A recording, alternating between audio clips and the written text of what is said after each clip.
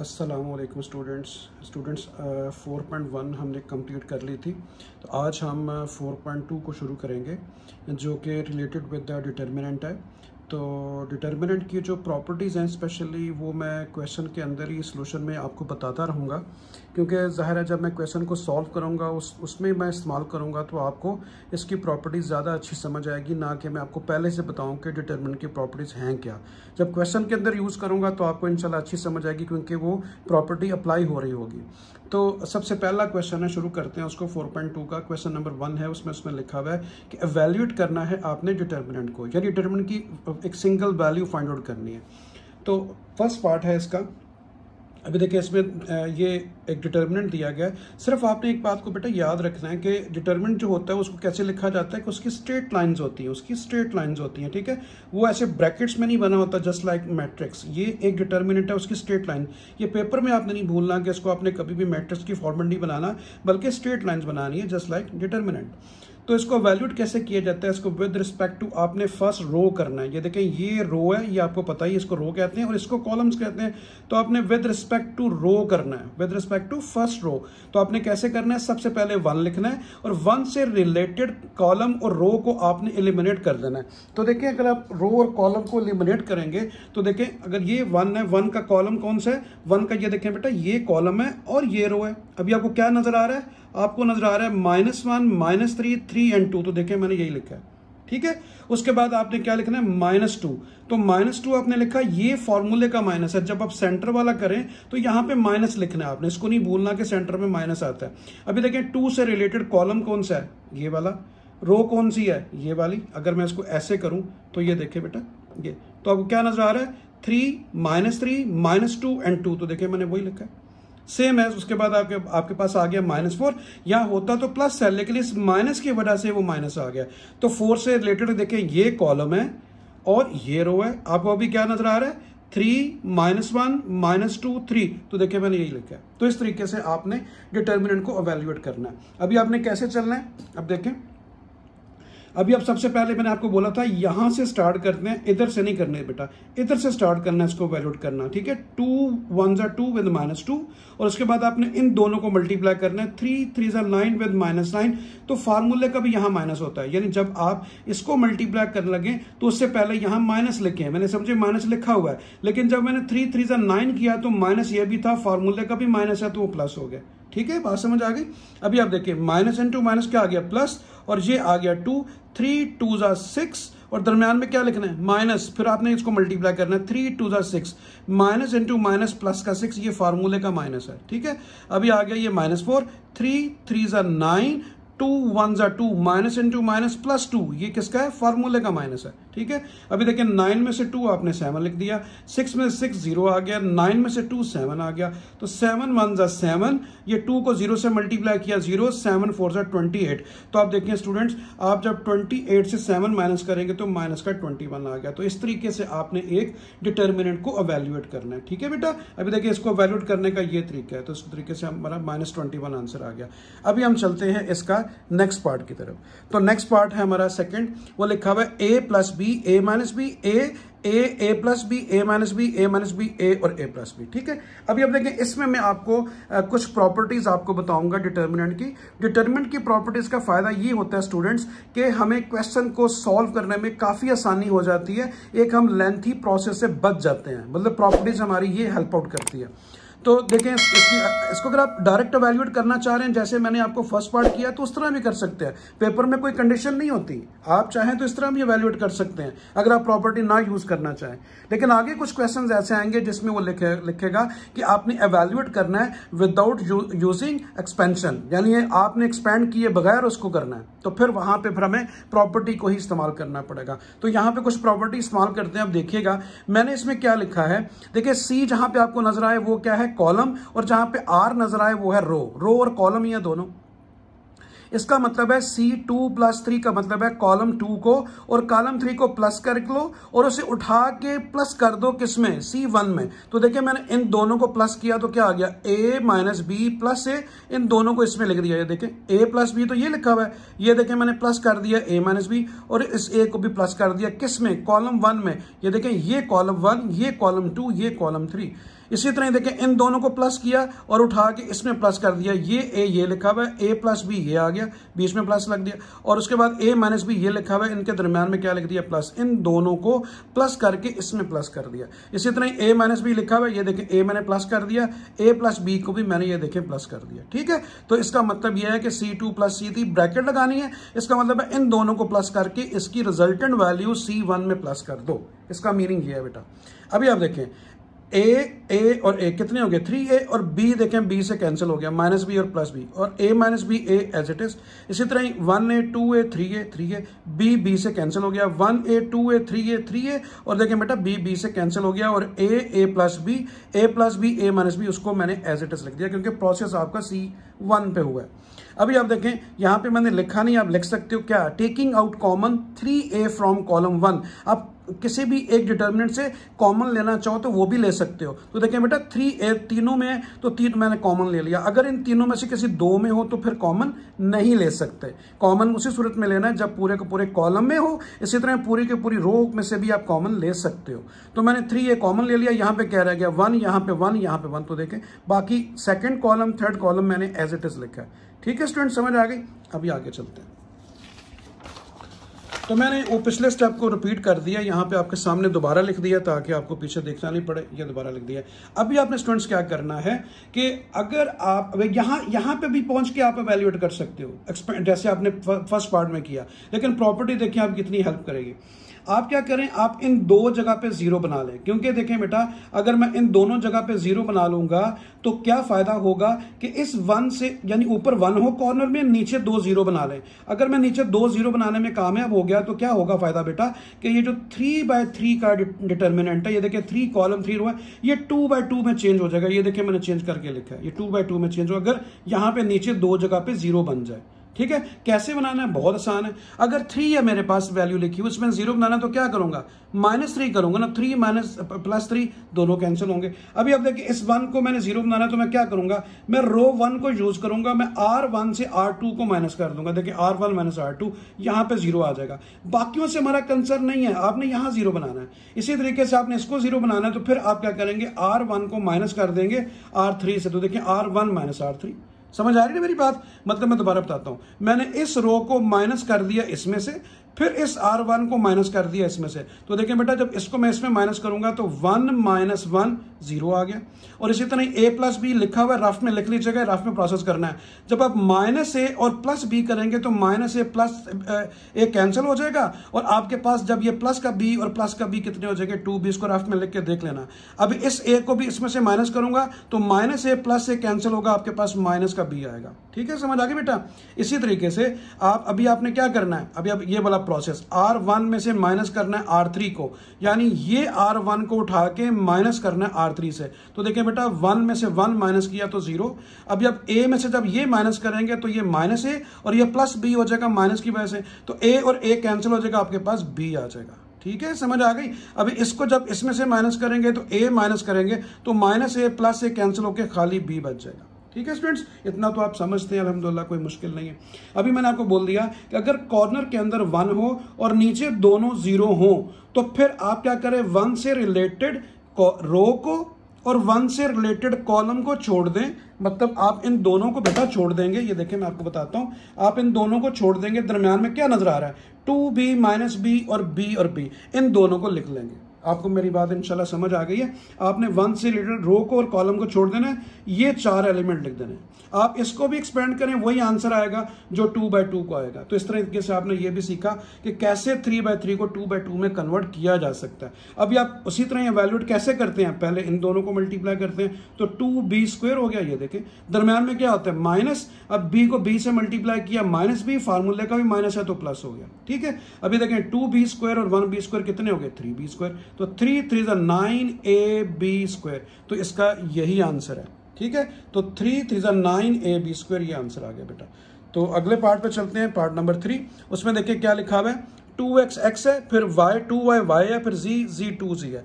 अगर आप इसमें गौर करें तो देखें बेटा कि अगर मैं फर्स्ट रो को देखूं तो फर्स्ट रो में देखें x कॉमन आ रहा है, सेकंड रो में y कॉमन आ रहा है और थर्ड रो में z कॉमन आ रहा है। तो मैंने x y z कॉमन ले लिया, लिख भी दिया taking out common x y and z from r1 r2 and r3 respectively. इसका मतलब है कि रिस्पेक्टिवली का मतलब ये होता है कि आपने क्या करना है, r1 से x, r2 से y और r3 से z। जिस तरतीब से एक्स वाई जी लिखा है उसी तरतीब से R1 R2 R3।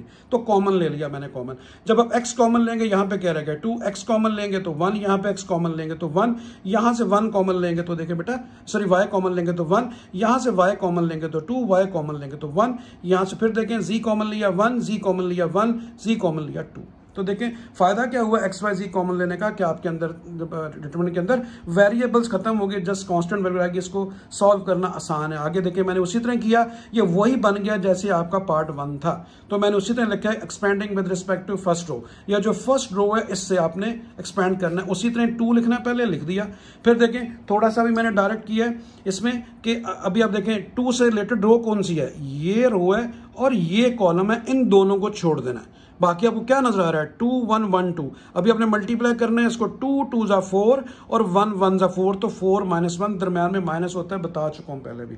अभी आ गई 1 की बारी, आपने यहाँ 1 लिखना है और मैंने कहा था दरम्यान में क्या लिखा होता है, हमेशा माइनस लिखना है। आपने फार्मूले का माइनस है, इसका प्रोसेस है। अभी देखें ये 1 लिखा है, 1 से रिलेटेड देखें ये कॉलम है और ये रो है।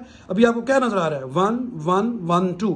आप इन दोनों को मल्टीप्लाई करें, 2 1 जा 2, 1 1 जा 1, तो देखें 2 -1। अभी आ गई इस 1 की बारी, 1 लिखा है दरम्यान में प्लस, फिर देखें 1 से रिलेटेड ये कॉलम है, ये रो है, ये नजर आ रहे हैं। तो अभी आप क्या करेंगे 1 1 जा 1 और 2 1 जा 2, तो 1 -2। तो देखें मैंने यही लिखा है। तो अभी आप देखें स्टूडेंट्स, 4 में से 1 3, 3 2 जा 6, 2 में से 1 1, 1 को 1 से मल्टीप्लाई किया -1, 2 में से 1 माइनस का 1, तो -1 जा -1, तो 1 और 1 -2 जब आप 6 से मल्टीप्लाई करेंगे तो 4 आएगा। 4 को मल्टीप्लाई करेंगे एक्स वाई जी से, तो आ गया 4xyz, और यही इसका राइट आंसर है। तो इस तरह थर्ड पार्ट भी कंप्लीट हुआ। आगे चलते हैं बेटा, आगे आ रहा है जी हमारा क्वेश्चन नंबर 2। क्वेश्चन नंबर 1 अल्हम्दुलिल्लाह हमने कंप्लीट कर लिया 4.2 का।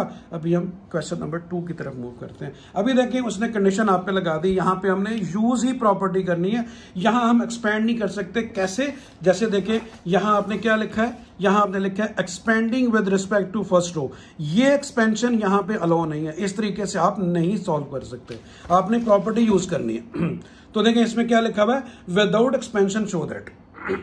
ठीक है बेटा, अभी हमने एक्सपेंशन नहीं कर सकते, मतलब ऐसे एक्सपेंड करेंगे फर्स्ट पार्ट की तरह, क्वेश्चन नंबर 1 की तरह, तो आंसर देखें 0 ही आएगा। वो कहता है साबित करेंगे, ये 0 आंसर आ रहा है, हमने 0 आंसर ला के देना। अभी अब देखिए मैंने क्या किया, अभी अब गौर से सुनिएगा, मैं आपको मेन 2 प्रॉपर्टीज बताता हूं, उसके बाद तीसरी चौथी जब यूज होगी तो उस टाइम बताऊंगा, क्योंकि ये भी जो 2 बताने लगा हूं 90% यही यूज होती है। तो फर्स्ट प्रॉपर्टी डिटरमिनेंट की मैं आपको बताने लगा हूं बेटा, अगर कोई भी डिटरमिनेंट की 2 कॉलम या 2 रो आइडेंटिकल हो, आइडेंटिकल का मतलब होता है एक जैसी।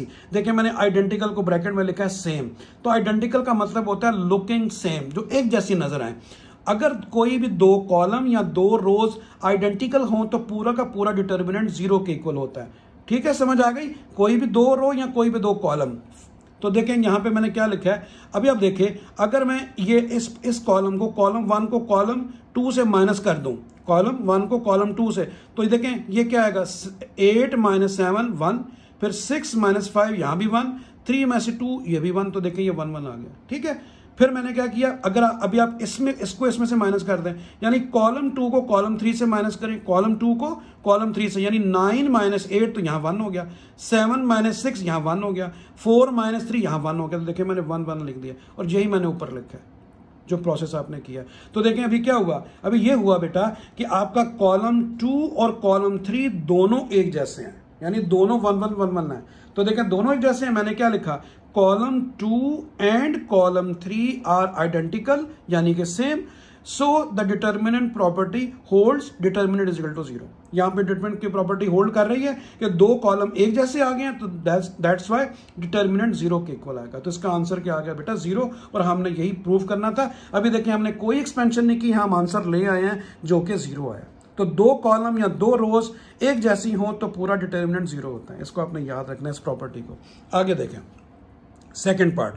अभी आप देखें इसमें क्या हुआ है कि मैंने C3 और C2 को प्लस कर दिया, यानी कॉलम 3 और कॉलम, थोड़ी सी आप प्रैक्टिस करेंगे आपको जुबानी पता चल जाना है। कॉलम 2 और कॉलम 3 को क्यों प्लस किया है, ये कॉलम 2 है और ये कॉलम 3 है। देखिए बेटा इसको मैं प्लस अगर इसमें करूंगा तो आपके पास क्या आएगा, देखिए इसको इसमें प्लस करें तो 6 में से 1 निकालेंगे तो क्या आएगा, देखिए 5। अभी 0 और 2 प्लस करेंगे तो क्या आएगा, 2 ही आएगा। इन दोनों को प्लस करेंगे तो आपके पास क्या आएगा, 2 आएगा, क्योंकि 10 में से आपने 8 माइनस करेंगे तो 2। तो अभी आप देखें, आप जरा थोड़ा गौर करें तो कॉलम 1 और कॉलम 2 दोनों आइडेंटिकल हो गए हैं। ठीक है, देखें दोनों एक जैसे। मैंने क्या किया बेटा, मैंने इसको इसमें प्लस किया, तो जिसमें प्लस करेंगे तो 6 माइनस 1 5, 0 प्लस करेंगे तो 2 ही आएगा। इसमें 10 प्लस करेंगे तो 10 में से 8 निकालेंगे तो 2। तो देखें 5 2 2 5 2 2। कॉलम 1 और कॉलम 2 दोनों आइडेंटिकल हो गए। Column 1 and column 2 are identical, so the determinant is equal to 0। तो ये भी प्रूव हो गया कि 0 के इक्वल है। तो अभी आपने 2 क्वेश्चंस के अंदर प्रॉपर्टी सीख ली कि कोई भी 2 कॉलम आइडेंटिकल हो या 2 रोज आइडेंटिकल हो यानी सेम हो तो पूरा डिटर्मिनेंट 0 के इक्वल होता है। ठीक है, आप घर में प्रैक्टिस करना, कोई भी डिटर्मिनेंट खुद से बनाना, कोई भी 2 रोज या 2 कॉलम्स आप एक जैसे लिखना और उसे पहले पार्ट की तरह एवेल्युएट करना, जैसे क्वेश्चन 1 का फर्स्ट पार्ट था। आप देखिए आंसर 0 ही आएगा। तो आगे हम चलते हैं। तो ये आ गया बेटा हमारे पास अभी थर्ड पार्ट। तो देखें थर्ड पार्ट में क्या लिखा हुआ है, थर्ड में ये है, इसको भी 0 के इक्वल लेकर आना है। तो देखें मैंने यहां पे क्या लिखा है, यहां मैंने लिखा है multiplying R1 R2 and R3 by CBA respectively. मतलब R1 को C से मल्टीप्लाई करो, R2 को B से करो, R3 को A से करो। इस तरतीब को बेटा समझ लें, R1 R2 R3 CBA। इसका मतलब पहला जो भी है पहले के साथ, दूसरा जो है दूसरे के साथ, तीसरे का तीसरे के साथ, ये रिस्पेक्टिवली का मतलब ये होता है। तो इसका हिंट मैं आपको देता हूं कैसे आपको याद रहेगा कि फर्स्ट को C से करना है, सेकंड को B से करना है और थर्ड को A से करना है। आप फर्स्ट रो में देखें क्या चीज नहीं है, इसमें A भी है B भी है लेकिन C नहीं है, तो उसको आप C से करें। सेकंड में देखें A और C है लेकिन B नहीं है, तो सेकंड वाले को B से मल्टीप्लाई करें। थर्ड में देखें A नहीं है, C और B तो है लेकिन A नहीं है, तो थर्ड वाले को A से। तो देखें थर्ड वाले को A से। तो देखें बेटा फर्स्ट रो को आपने किससे मल्टीप्लाई करना है, C से, तो ये क्या आ जाएगा AC। 0 को C से करेंगे तो 0, B को C से करेंगे तो BC। इसको किससे करना है, इसमें क्या नहीं था B, तो B से करेंगे, B को 0 से किया 0। इसको B से करूंगा तो AB, इसको B से मल्टीप्लाई करूंगा तो BC। इसको किससे करना है, A से, तो AC। इसको भी A से करें बेटा AB और 0 से करेंगे तो 0 ही आएगा। ठीक है, और जब भी आप कोई भी चीज आप अंदर मल्टीप्लाई करते हैं तो बाहर डिवाइड भी करना है। तो देखिए जब आपने मल्टीप्लाई किया है CBA से तो CBA से बाहर आपने डिवाइड भी करना है, इसको नहीं भूलना। ठीक है, उसके बाद देखें कि अगर मैंने यहां पे लिखा है कि R2 और R3 की तरह ये रो 2 है, ये रो 3 है। मैं इन दोनों को प्लस करके अगर मैं इसमें प्लस करूंगा तो क्या होगा, ये कट के आपके पास 0 आएगा।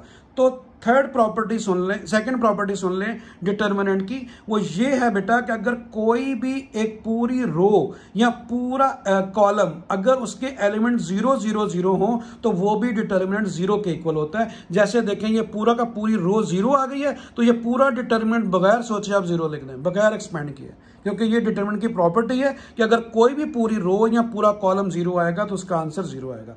तो देखें, तो इसी तरह किया मैंने, इस दोनों को प्लस किया, R2 R3 दोनों को प्लस करके R1 में प्लस किया। तो देखें बेटा इन दोनों को प्लस किया, AC आ गया, इसमें प्लस किया तो क्या बन गया, ये देखिए मैं लिख भी दिया A माइनस C, और इसमें मैं क्या किया, 0 को प्लस किया और AC को प्लस किया। तो ये देखें, अभी देखें 0 लिखा हुआ है, इसमें मैंने AB प्लस किया, थोड़ा सा ऊपर कर देता हूं, देखें AB प्लस किया और माइनस AB, तो ये स्टेप आ गया। अभी BC ये लिखा हुआ है, ठीक है, इसमें प्लस क्या किया है, इसमें मैंने BC किया और 0 भी किया। ठीक है, इन दोनों को प्लस करके इसमें, इन दोनों को प्लस करके इसमें, इन दोनों को प्लस करके इसमें।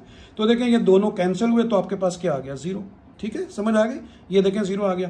फिर मैंने क्या किया बेटा, मैंने ये देखें ये दोनों भी कैंसिल हुए तो 0, ये दोनों भी कैंसिल हुए तो 0। तो देखें वो तो ऊपर तीनों 0 आ गए, नीचे वाले मैंने सेम लिखे। अभी आपने क्या लिखा कि फर्स्ट रो हैव 0 एलिमेंट्स, ये जो फर्स्ट रो है उसके 0 एलिमेंट्स हैं। तो मैंने लिखा है कि अगर पूरी की पूरी रो 0 हो या पूरा कॉलम 0 हो तो पूरा डिटर्मिनेंट 0 के इक्वल होता है। तो आपने लिखा कि first row have the 0 element, so by the property of determinant the determinant is 0। तो डिटर्मिनेंट 0 हो गया, हमने यही प्रूव करना था।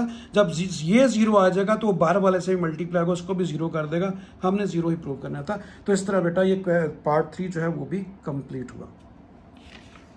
तो आगे चलते हैं पार्ट 4 की तरफ। ये आ गया जी हमारा पार्ट 4, ठीक है।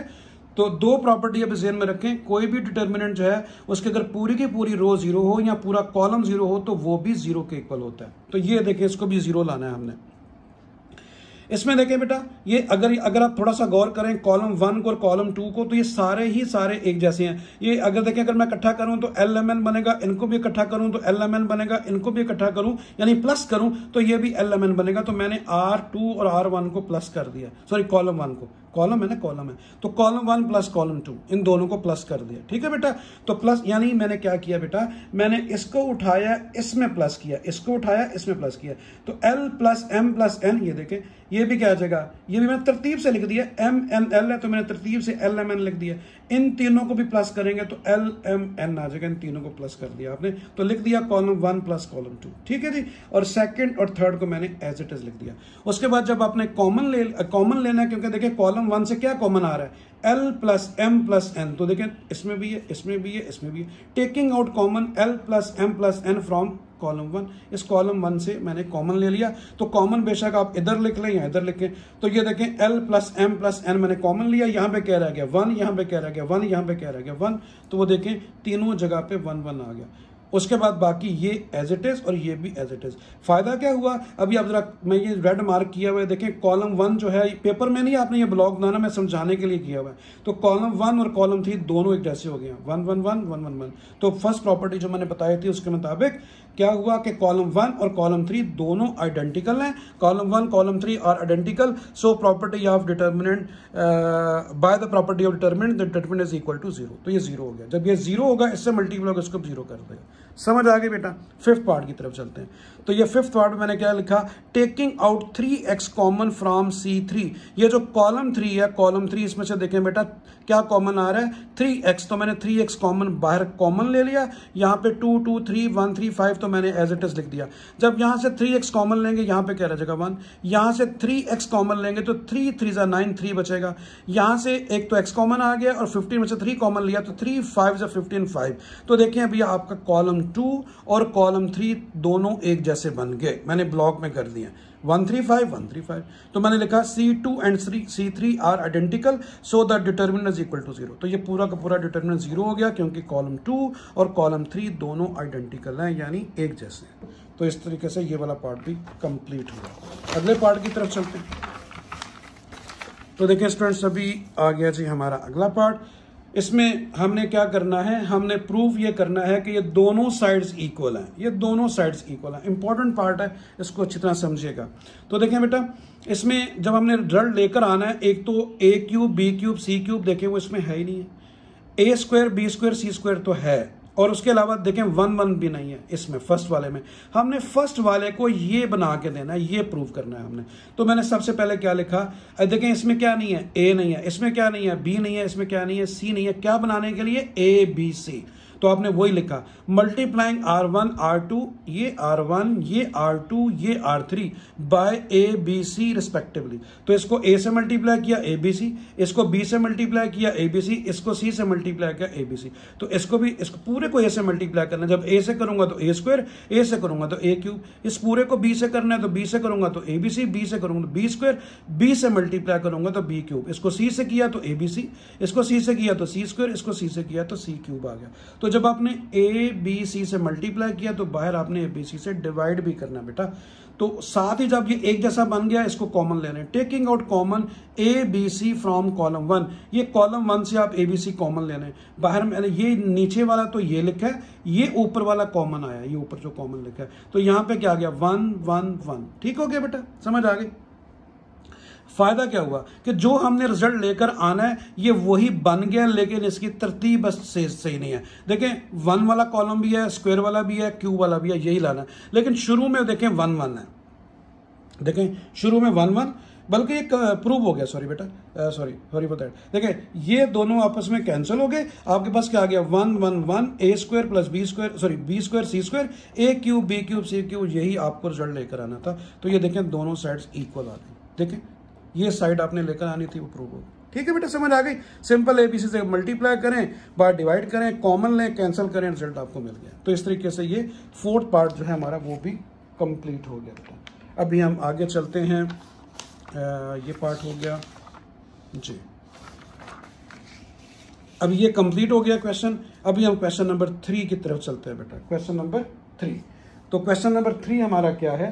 क्वेश्चन नंबर 3 हमारा ये है कि वो कह रहा है कि खुद कह रहा है कि using property of determinant show that, उसने कहा डिटर्मिनेंट की प्रॉपर्टी शो करें और साबित करें कि दोनों साइड्स इक्वल हैं। तो हमने क्या करना है, इन दोनों साइड्स को इक्वल करना है, यानी इसके बाहर क्या है 25। तो बहुत आसान है, आप समझ चुके हैं पिछले पार्ट्स में। Taking out common 5 from C2, तो देखें कॉलम 2 कौन सा है, ये कॉलम 2 है हमारा, इसमें से 5 कॉमन ले लिया। देखें तीनों में 5 आता है ना, 5 का टेबल है, 5 कॉमन लिया, 3 5 7 एज इट इज। 5 कॉमन लेंगे तो 1, 5 1 5, 5 5 25, 5 5 5 25, 5 0 10 1 को मैंने एज इट इज लिखा। ठीक है, बात समझ आ गई। बाहर आपको 25 चाहिए, 5 तो बन गया। इसका मतलब है हम फिर दोबारा देखते हैं कि क्या कहीं से और भी 5 कॉमन आ रहा है। तो अगर आप थोड़ा सा गौर करें बेटा, तो रो 2 को देखें जरा, ये मैंने पेन रखा रो 2 पे, उठा रहा हूं, ये देखें इसके नीचे क्या है, 5 5 और 10, इनमें से भी 5 कॉमन आ रहा है। तो ये कौन सी रो है, ये R2 है। Again taking out common 5 from R2 से इन तीनों में से कॉमन ले 5, तो बाहर ऑलरेडी 5 था, 5 5 25, 3 1 0 आपने एज इट इज लिखा, 3 1 0 एज इट इज लिखा। और यहां से जब 5 कॉमन आएगा तो 1, ये 5 कॉमन आएगा तो 1, 5 कॉमन आएगा तो 5 2 10। ठीक है, तो अभी आप जरा गौर करें तो क्या हो गया, 25 भी आ गया, और जो हमने साइड लानी थी 3 1 0 3 1 0 1 1 2, देखें बेटा 1 1 2 और 7 5 1, तो 7 5 1। तो देखें ये दोनों साइड्स आ गई जो हमने राइट साइड लानी थी, तो ये प्रूव हो गया। ठीक है, तो थर्ड क्वेश्चन जो है उसके सेकेंड पार्ट की तरफ चलते हैं। तो देखिए आसान है, कोई मुश्किल नहीं है, बस थोड़ा सा आपका इंटरेस्ट चाहिए, साथ लगे रहें, इंशाल्लाह आपको समझ आती रहेगी। सेकंड पार्ट में हमने प्रूव करना है, या हमने इसको सॉल्व करना है और ये रिजल्ट लेकर आना है।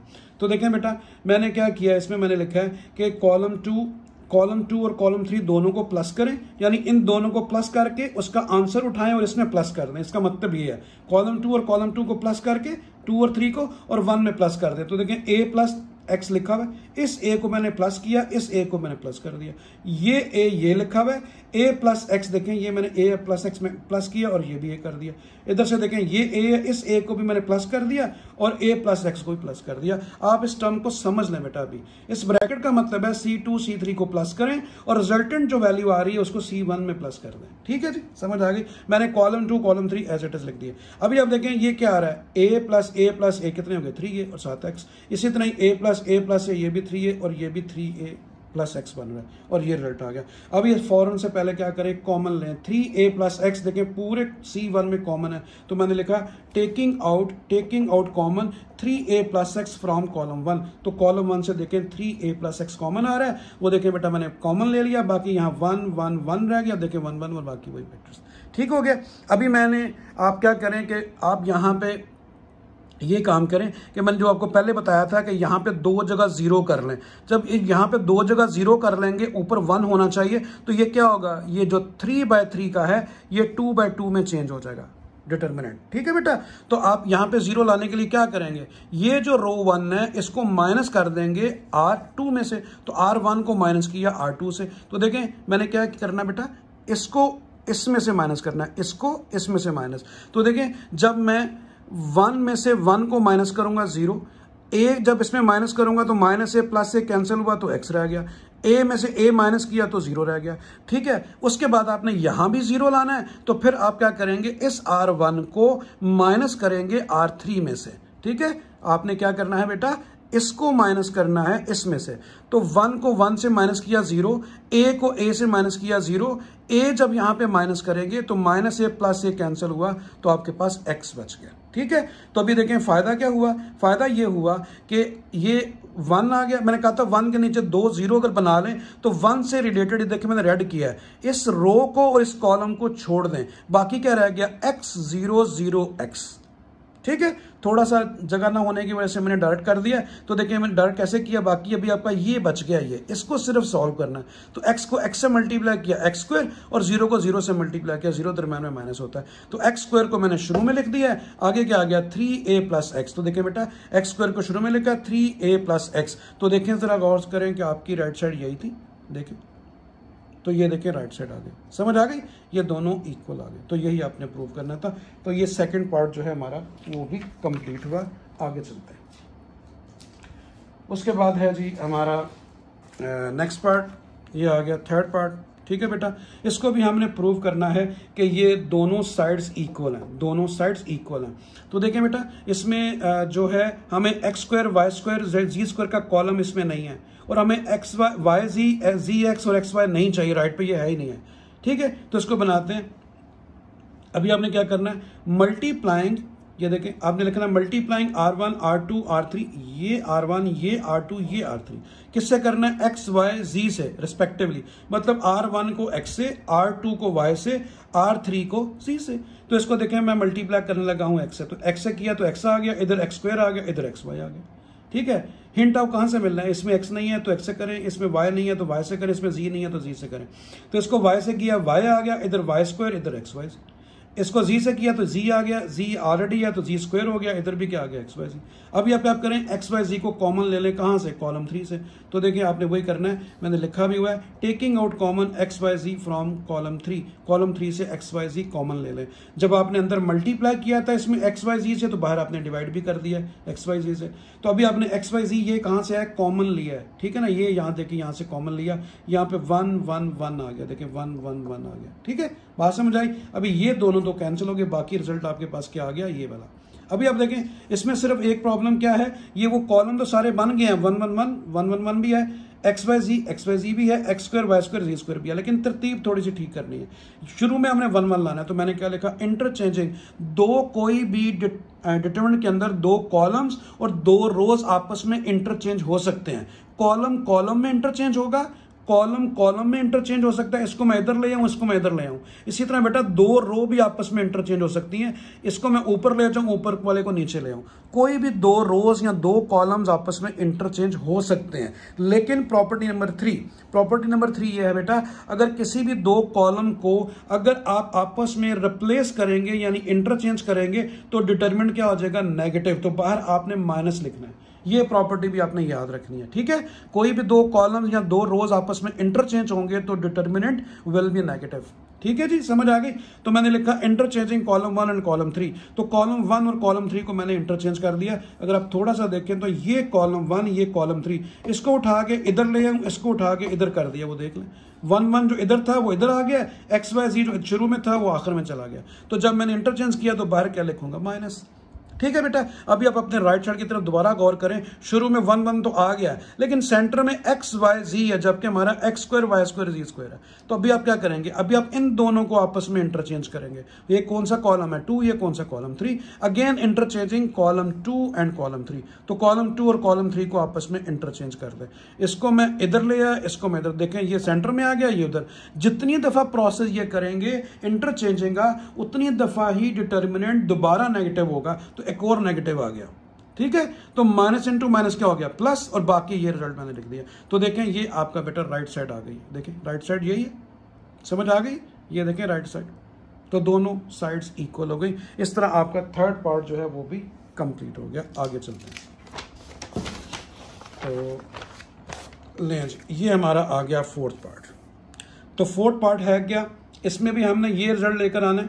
ठीक है बेटा, तो बहुत आसान है, आपने क्या कर लिखना है, वही आप क्या करें, देखें जब आपको तीनों 1 मिल जाए ना, तो आप अपना काम आसान कैसे करें, कोई भी 2 0 बना लें, कोई भी 2 0 बना लें, तो क्वेश्चन 2 by 2 में चेंज हो जाता है। तो मैंने क्या किया, मैंने R3 को माइनस कर दिया R2 से, और R2 को माइनस कर दिया R1 से। ठीक है, सबसे पहले देखें इसको मैंने माइनस किया इसमें से, क्योंकि आपको क्या चाहिए था, ये देखें x माइनस वाई चाहिए ना, तो मैंने इसी वजह से x और y ये है, तो मैंने R2 को R1 से माइनस कर दिया। तो देखें 1 - 1 0, इसको जब मैं इसमें से माइनस करूंगा तो क्या आ गया, x माइनस वाई। इसको जब मैं इसमें माइनस करूंगा तो x square minus Y square. ठीक हो गया, समझ आ गई। इसी तरीके से आपने दूसरा प्रोसेस क्या लिखा है, R2 - R1, R3 - R2। ये देखें बेटा R2 और ये R3, तो 1 में से 1 माइनस किया 0, इसमें से जब आप माइनस करेंगे तो y माइनस जी, ये देखिए ये लिखा हुआ है, और इसमें जब ये माइनस करेंगे तो y स्क्वायर माइनस जी स्क्वायर, ये लिखा हुआ है। थर्ड रो को यूज किया है लेकिन उसे चेंज नहीं किया, तो 1 जी स्क्वायर इसको एज इट इज लिख दिया मैंने। ठीक है, समझ आ गई बेटा। तो जब कॉर्नर में 1 इधर हो या इधर हो या इधर कॉर्नर में और बाकी दोनों एलिमेंट 0 हो तो 1 से रिलेटेड ये रो और कॉलम को छोड़ दें। अगर मैं थोड़ा सा आपको इस तरीके से बच्चों बताऊं तो देखिएगा जरा, ये देखें, ये 1 से रिलेटेड ये कॉलम है और ये रो है। अभी दरमियान में जो नजर आ रहा है ये 4 वैल्यूज, ये चारों उठा के मैंने नीचे लिख दी, देख ले ये चारों नीचे आ गई, मतलब ये और ये एलिमिनेट हो गया, ये चारों आ गई। ठीक है, समझ आ गई। अभी आपने क्या करना है, इसको वैल्यूएट करना है। कैसे? इसको इससे मल्टीप्लाई करें, इसको ऐसे ऐसे ही होता है। ठीक है बेटा, समझ आ गई। अच्छा नहीं सॉरी, एक काम और किया उससे पहले क्या किया कि देखें ये रो 1 है, इस रो 1 में देखें क्या आ रहा है, x माइनस वाई कॉमन आ रहा है। ये मैंने X square minus Y square का फार्मूला ओपन कर दिया, x minus Y X plus Y. ये अभी Y square minus E square का फार्मूला क्या होगा, Y minus E Y plus E, वही A square minus B square का फार्मूला। तो अभी आप देखें x माइनस वाई दोनों में कॉमन है, कॉमन लिख दिया। इधर से देखें वाई जी इसमें भी है, इसमें भी है, वो भी कॉमन ले लिया। यानी फर्स्ट रो से मैंने x माइनस वाई कॉमन लिया। जब x माइनस वाई कॉमन आ गया तो 1 आ गया बेटा, इधर 1 आ गया। इधर से x माइनस वाई कॉमन आ गया तो x प्लस वाई आ गया। y माइनस जी जब कॉमन आया तो यहाँ पे 1 रह गया, y माइनस जी जब कॉमन आया तो सिर्फ y प्लस जी रह गया। ठीक हो गया। उसके बाद आपने वैल्यूएट किया। कैसे बेटा? आपको पता है यहां से स्टार्ट करते हैं हमेशा। पहले इन दोनों को मल्टीप्लाई किया, इन दोनों को मल्टीप्लाई किया तो y माइनस जी ही आएगा, वो ही लिखा हुआ। ठीक है, y माइनस ये दोनों तो ये लिखे हैं। अभी जब इन दोनों को मल्टीप्लाई करूंगा तो y प्लस जी, ये जब आप इन दोनों को करने लगते हैं दरम्यान में मैंने क्या बोला, माइनस होता है, तो 1 को जब इससे मल्टीप्लाई करेंगे तो x प्लस वाई। ठीक है, समझ आ गई। अभी आपने क्या किया, ब्रैकेट ऑफ की, ये माइनस का x और माइनस का y हो गया। अभी आप देखें ये आपके पास देखें ये क्या कैंसिल हो रहा है, y से कैंसिल हो गया, z माइनस एक्स आ गया। तो x minus y, y minus z minus x, यही आपने राइट साइड लानी थी। तो देखें प्रूव हो गया। ठीक है, ये भी दोनों साइड इक्वल हो गई। नेक्स्ट पार्ट की तरफ चलते हैं बेटा। तो देखें नेक्स्ट पार्ट हमारा ये है। अभी इसमें आपने क्या करना है, उसी तरह जो मैंने तरीका बताया आपको, 1 मिल गया। 1 बड़ी हेल्प आउट करता है। देखें बेटा ये सारे 1 है तो इन 2 को 0 बना दें। इन दोनों को 0 बनाएंगे, फायदा क्या होगा, ये पूरी रो और कॉलम खत्म हो जाएगा, सिर्फ ये चारों आ जाएंगे। तो यही करना है आपने।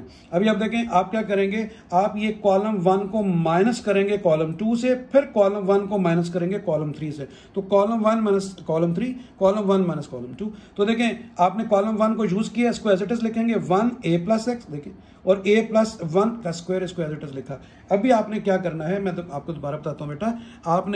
आपने इसको इसमें से माइनस करना है। तो 1 में से 1 माइनस करेंगे 0।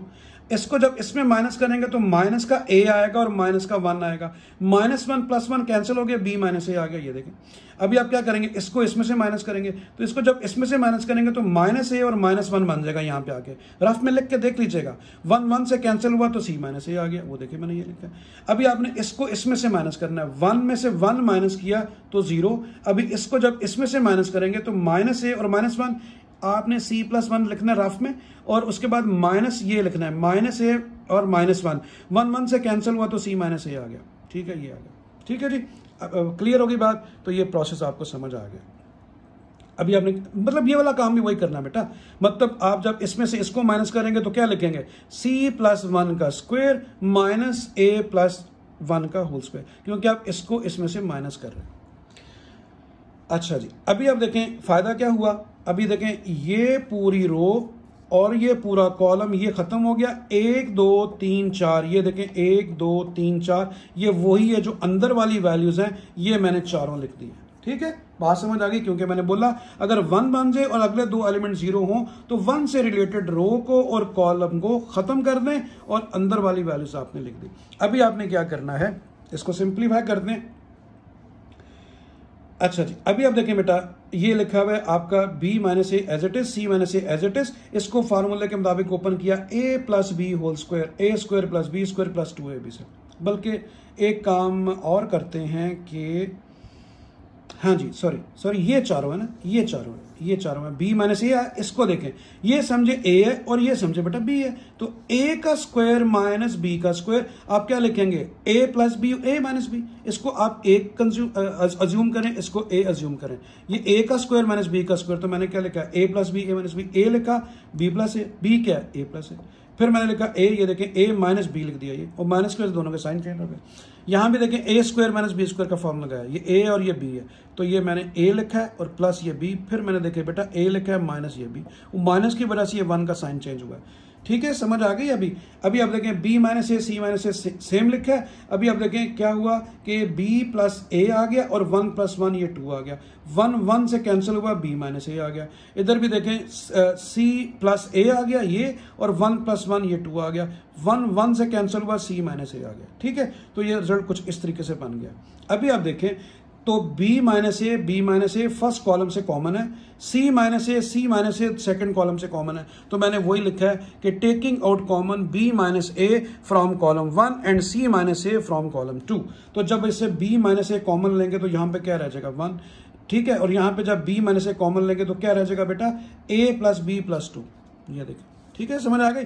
यहां से c माइनस ए कॉमन लेंगे तो 1, c माइनस ए कॉमन लेंगे तो क्या रह जाएगा c + a + 2, तो c + a + 2। ठीक है, समझ आ गई। उसके बाद इसे एवेल्युएट कर लिया, यानी इसको इससे मल्टीप्लाई किया, इसको इससे मल्टीप्लाई किया, इसको 1 से मल्टीप्लाई करूंगा ये आएगा माइनस, इसको 1 से मल्टीप्लाई करेंगे सेम आएगा, ब्रैकेट्स ऑफ की, और देखें 2 2 से कैंसिल हुआ, और ये आपके पास क्या आ गया c a से कैंसिल हुआ तो c माइनस b आ गया। ठीक है, बात समझ आ गई बेटा। अभी आप देखें आपको रिजल्ट मिल रहा है b माइनस ए सी माइनस ए सी माइनस बी, आपको क्या चाहिए a माइनस बी चाहिए, b माइनस ए नहीं चाहिए। आप इन दोनों में से माइनस कॉमन ले लें, माइनस कॉमन से b क्या होगा माइनस का, a प्लस का हो गया। आपको और क्या चाहिए उसके अलावा, यहाँ पे c माइनस ए आ रहा है, c माइनस ए तो है, ठीक है, ये c माइनस बी आ रहा है, आपको b माइनस ई चाहिए, आंसर में b माइनस ई चाहिए। आपको मिल रहा है c माइनस बी, आप इधर से माइनस कॉमन लें, माइनस कॉमन लेंगे c क्या होगा माइनस का, b क्या हो जाएगा प्लस का। अभी देखें ये वाला माइनस और ये वाला माइनस प्लस हो गए, और आपके पास क्या आ गया बेटा, आपके पास आ गया a माइनस बी और c b माइनस c को पहले लिखते हैं c माइनस ए। तो देखें आपकी राइट साइड यही थी, इसी को आपने सॉल्व करना था। ठीक है स्टूडेंट्स, समझ आ गई आपको, अच्छी तरह क्लियर हो गया। इंशाल्लाह हम तो अगले क्वेश्चन की तरफ आएंगे।